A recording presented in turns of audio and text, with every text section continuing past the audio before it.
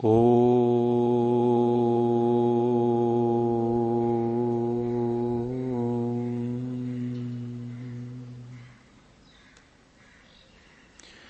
धर्म प्रेमी सज्जनों, शुक्र नीति 9वां दिन। आचार्य शुक्र भाग्य और पुरुषार्थ को लेकर के चर्चा कर रहे हैं। एक बात कहते हैं, फलोपलब्धि प्रत्यक्ष हेतुना नैव दृश्यते, पराकर्म हेतु की सातु नान्यथा एव इति निश्चयः। कहते हैं कि प्रत्यक्ष कारण पुरुषार्थ से फल की प्राप्ति में दृष्टिगोचर नहीं होता। हम पुरुषार्थ कर रहे हैं, अनेक बार उस पुरुषार्थ का प्रत्यक्ष फल नहीं दिखाई देता है। कहते हैं कि वह पूर्व जन्म के कर्मों के कारण ऐसा होता है, अन्य उसमें कोई कारण नहीं है, निश्चित कारण दूसरा नहीं है। अर्थात बहुत बार हम पुरुषार्थ करते हैं, उपलब्धि नहीं होती और व्यक्ति सोचता है ये पुरुषार्थ व्यर्थ है, निरर्थक है। पुरुषार्थ कभी भी निरर्थक नहीं होता। उपलब्धि नहीं हो रही है तो पिछले कर्मों का अधिक प्रभाव है, इसलिए हमें उपलब्धि दिखाई नहीं दे रही। और ये जो पुरुषार्थ किया जा रहा है, इस पुरुषार्थ का संचय हो रहा है, हमारे पुण्य कर्म इकट्ठा हो रहे हैं और एक पुरुषार्थ करने का संस्कार भी अंदर प्रबल हो रहा है। पुरुषार्थ का अभ्यास का संस्कार जो है वो दृढ़ होता है। जब व्यक्ति आलसी बनकर के बैठता है तो आलस्य के संस्कार भी साथ साथ बनते हैं। एक दिन आलस्य किया, दूसरे दिन फिर वो पड़ा हुआ संस्कार आलस्य की ओर ही संकेत करेगा। यदि 2 दिन, 4 दिन, 10 दिन लगातार हम आलस्य करते रहे तो संस्कार प्रबल हो जाएगा और पुरुषार्थ करने में वो संस्कार बाधा डालेगा। ऐसे ही हम पुरुषार्थ करने लग गए आलस्य को छोड़ करके, तो पुरुषार्थ का संस्कार बनना शुरू हो जाता है और वो संस्कार इतना प्रबल हो जाता है कि हमें पुरुषार्थ करने के लिए वो संस्कार प्रेरित करता है। जो लोग प्रातः काल नियत समय पर उठने का अभ्यास कर लेते हैं, उसमें भी पुरुषार्थ लगता है। बिस्तरा छोड़ने में, शैया छोड़ने में पुरुषार्थ लगता है। और जिन्होंने इस पुरुषार्थ का अभ्यास कर लिया, वे लोग जिन्होंने 5 बजे 4 बजे उठने का अभ्यास कर लिया, वे सो ही नहीं पाएंगे 6-7 बजे तक। भले ही लेटे रहें, लेकिन अंदर से उनको वो संस्कार प्रेरित करेगा। और ऐसे लोगों को समय होने के बाद नींद आनी बंद हो जाती है। तो ये संस्कार अंदर अंदर काम करते हैं, अनेक बार अनुभव करते हैं और ये अनुभव लगभग सभी का होता है। किसी को प्रातः काल कहीं किसी यात्रा पर निकलना हो और वे लोग निश्चय कर लेते हैं कि मुझे 3 बजे उठना है।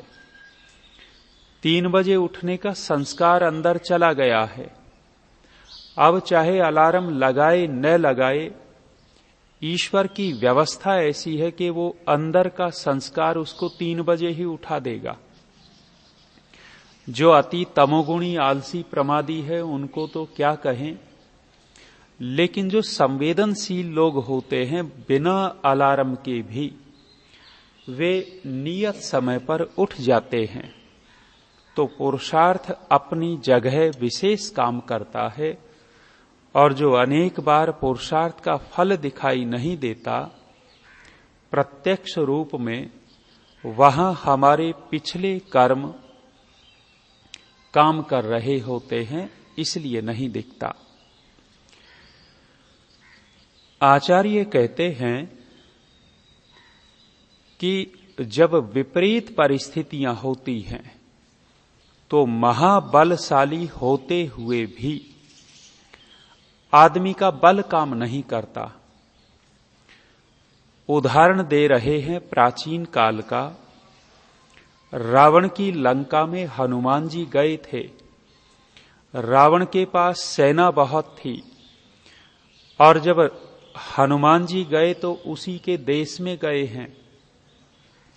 तो कहते हैं कि उस समय रावण का भाग्य काम नहीं कर रहा था, उनके कर्म काम नहीं कर रहे थे, इसलिए एक अकेला हनुमान पूरी लंका को उजाड़ सी के आ गया था।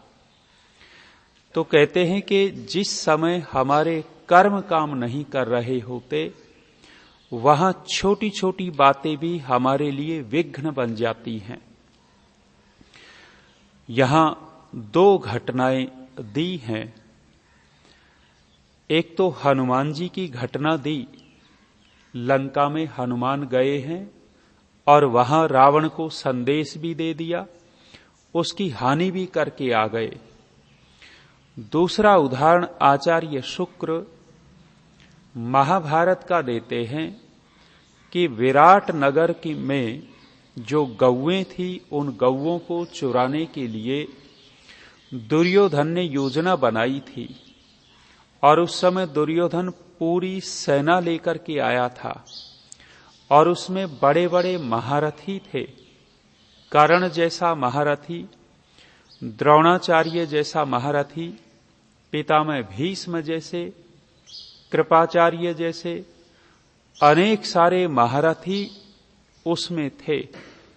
लेकिन एक अकेले अर्जुन ने इन सबको हरा दिया था और जो गायों का हरण करना चाहते थे, उन गौओं का हरण नहीं करने दिया। तात्पर्य ये हुआ, आचार्य शुक्र संकेत करना चाहते हैं कि हम सबल होते हुए भी, समर्थ होते हुए भी, सब कुछ होते हुए भी हमारे प्रयोजन की सिद्धि नहीं हो रही, तो इसका मतलब ये है कि हमारा जो प्रारब्ध है, भाग्य है, जिसको कर्म कहें, वे कर्म हमारा पुण्य कर्म साथ नहीं दे रहे हैं। कोई विपरीत कर्म आड़े आ गया है, इसलिए समर्थ होते हुए भी उपलब्धि नहीं मिल रही। और जिसको उपलब्धि मिल रही है, एक अकेला अर्जुन, एक अकेला हनुमान, उनको उपलब्धि मिल रही है। इसका तात्पर्य है कि उनका प्रारब्ध उनके साथ है, साथ दे रहा है। आगे कहते हैं, महती सत्क्रिया अनिष्ट फला स्यात् प्रतिकूल के बलिर दानेन संबद्धो हरिश्चंद्रस तथैव च। और इतिहास का प्रमाण देते हैं कि कई बार व्यक्ति श्रेष्ठ कर्म करते हुए भी विपरीत परिणाम को पा जाता है। वहां भी आचार्य शुक्र उस प्रारब्ध की ओर संकेत करते हैं। कह रहे हैं कि राजा बलि कर्म तो श्रेष्ठ कर रहा था। कौन सा कर्म कर रहा था? बलि राजा दान रूपी कर्म श्रेष्ठ कर रहा था, दान दे रहा था। जब दान दे रहे हैं, वो दान देना ही राजा बलि के विपरीत पड़ गया। और जो भी वो कथा आती है वामन अवतार की, उस ओर इनका संकेत कि वह दान ही राजा बलि के विपरीत पड़ा। यहां भी वे प्रारब्ध की बात कह रहे हैं। दैव प्रतिकूल होता है, भाग्य प्रतिकूल होता है, प्रारब्ध प्रतिकूल होता है, तब उत्तम क्रियाएं भी अनिष्ट फल देने वाली हो जाती हैं। अर्थात उनका परिणाम विपरीत निकलता है। उदाहरण इन्होंने राजा बलि और राजा हरिश्चंद्र का दिया है। महाराजा हरिश्चंद्र भी दान ही दे रहे थे, लेकिन उनको भी किसी डोम के घर में नौकरी करनी पड़ी थी। तो ये भाग्य और पुरुषार्थ दोनों हमारे जीवन में बहुत महत्वपूर्ण हैं। इसलिए पुरुषार्थ करके अपने भाग्य को श्रेष्ठ बना लेना चाहिए, प्रारब्ध को श्रेष्ठ बना लेना चाहिए। जो मानसिकता ये लेकर के लोग चलते हैं कि जीवन मिला है मौज मस्ती के लिए, मौज मस्ती करो, इसी के लिए जीवन मिला है, वे लोग अपने मौज मस्ती के चक्र में अपने प्रारब्ध को खो रहे होते हैं। मौज मस्ती करने के उसमें अपने पुण्य कर्मों को नष्ट कर रहे होते हैं। ये मौज मस्ती भी फ्री में नहीं मिलती। जो भी कुछ संसार में हम सुख भोग करते हैं, उस सुख भोग करने में खर्चा जरूर होता है। बिना खर्च किए हम सुख की उपलब्धि नहीं कर सकते। जो सुख उपलब्ध होता है, हम मान बढ़ाई का सुख लेते हैं, प्रशंसा का सुख लेते हैं, या किसी को मजाक कर करके सुख लेते हैं। वहां धन का खर्चा भले न हो रहा हो, लेकिन पुण्य कर्मों का खर्चा हो रहा होता है। जब व्यक्ति को ये सिद्धांत पकड़ में आ जाता है कि हमारे पुण्य खर्च होते हैं, इस संसार के जितने विशिष्ट सुख लेंगे पुण्य तो खर्च होगा। अब ये सोच करके कि हमारा खर्चा न हो जाए, हम कुछ करे ही नहीं, ऐसा तात्पर्य कदापि नहीं है। कुछ खर्च करके ही बड़ी उपलब्धि होती है। हम थोड़े पुण्य खर्च करके बड़ी उपलब्धि कर सकते हैं, अर्थात बड़े सद कार्य करके बड़ी उपलब्धि हो जाएगी। तो संसार में पुरुषार्थ करते हुए, अति पुरुषार्थ करते हुए अपने प्रारब्ध को, अपने पुण्य कर्मों को अधिक अधिक संचय करना चाहिए। बुद्धिमान व्यक्ति वही होता है जो उपलब्धि ज्यादा करता है और खर्चा कम करता है।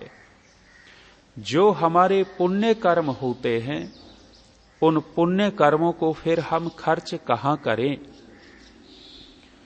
क्या प्रशंसा लेने में खर्च करें, दूसरों से सेवा लेने में खर्च करें, कि दूसरे लोग हमारी सेवा शुश्रूषा करें, हम निठल्ले बैठ जाएं, हम एक और बैठे रहे, हमारे कपड़े भी दूसरे धोएंगे, हमारे बर्तन भी दूसरे मांजेंगे, हमारे सफाई भी दूसरे करेंगे।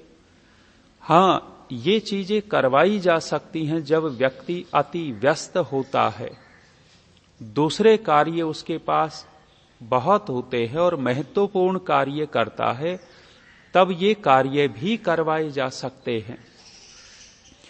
लेकिन व्यक्ति के पास स्वयं के कार्य कुछ भी नहीं है और फिर ये कार्य करवाता है, तब पुण्य खर्च होते हैं। तो प्रशंसा लेने में, मान बढ़ाई लेने में या दूसरों से सेवा लेने में हम अपने पुण्यों का खर्च करें, या ईश्वर उपासना के लिए अपने पुण्यों का खर्च करें। जिसके अधिक पुण्य होते हैं, जिसने पुरुषार्थ से पुण्य अर्जित कर रखा होता है, वह व्यक्ति यदि ईश्वर से प्रार्थना करे कि प्रभु मेरे जो पुण्य कर्म हैं, इसका केवल और केवल मुझे ये चाहिए कि आपकी उपासना विशेष होने लग जाए, मेरा ध्यान अच्छे से अच्छे लगने लग जाए, मुझे वैराग्य की प्राप्ति हो, मेरा जो मन हो वो परोपकार और स्वाध्याय में लगने लग जाए, अपने पुण्यों को इस ओर हम प्रवाहित कर देंगे तो ये पुण्य और अधिक हमसे श्रेष्ठ कार्य करवा करके और पुण्यों का संचय करवाते हैं। तो आचार्य शुक्र कह रहे हैं पुरुषार्थ और प्रारब्ध दोनों महत्वपूर्ण है।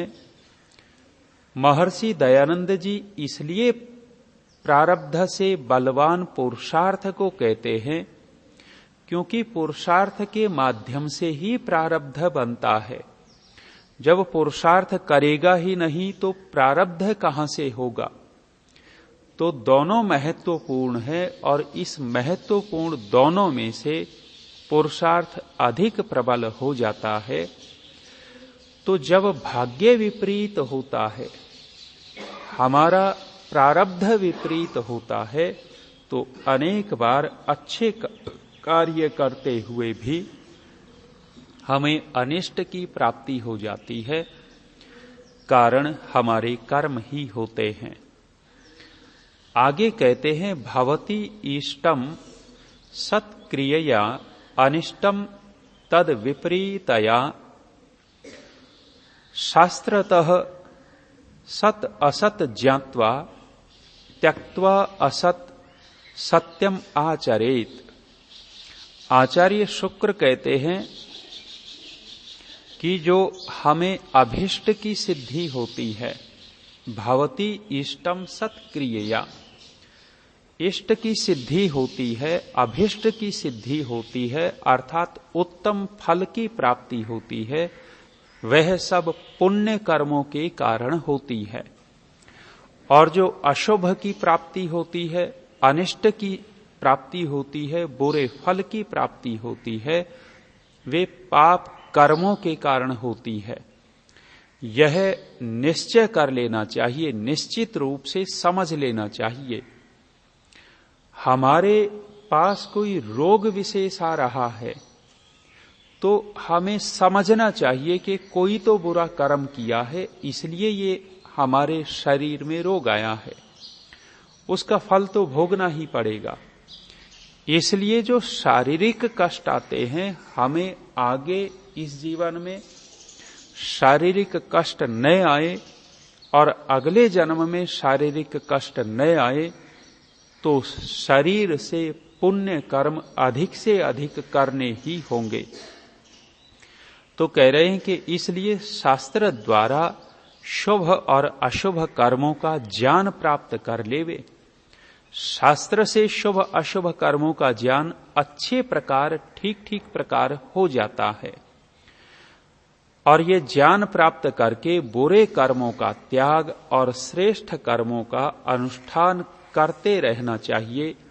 यदि व्यक्ति इस शास्त्र की बातों पर चलता है तो उस व्यक्ति के पास अधिक अभिष्ट होगा, अधिक सिद्धियां होंगी, अधिक संपन्नता होगी, अधिक सुख होगा और मन से वह व्यक्ति विचलित नहीं होगा। तो कर्मों का बहुत बड़ा प्रभाव हमारे जीवन के ऊपर पड़ता है, इसलिए श्रेष्ठ कर्म करते चले जाएं। आज इतना ही।